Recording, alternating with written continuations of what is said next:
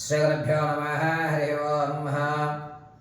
గణపతి దేవాలయంలో విద్యార్థులు ఉన్నతమైనటువంటి స్థితిగతులు పొందాలి అన్నా, పరీక్షల్లో మీరు అనుకున్నటువంటి ఉత్తీర్ణత సాధించాలి అన్నా, మీకు రావాల్సిన ర్యాంక్ రావాలి అన్నా శ్వేత గణపతి ఆరాధన చాలా ముఖ్యం. శ్వేత గణపతి అంటే తెల్లటి గణపతి, తొండం కుడివైపు ఉండి తెల్లగా ఉన్నటువంటి గణపతి ఆరాధన చెయ్యండి.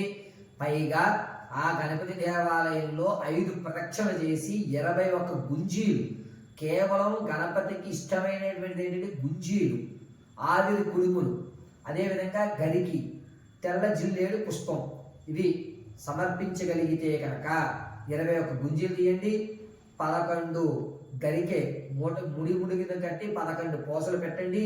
అదేవిధంగా ఆవిరి కుడుము నైవేద్యం పెట్టండి, దాని మీద కాస్త బెల్లం నైవేద్యంగా చూపించండి. ప్రతిరోజు 21 ప్రదక్షిణలు, 21 గుంజీలు తీయండి. మహాగణాధిపతి అనుగ్రహంతో మీరు అనుకున్నటువంటి స్థాయి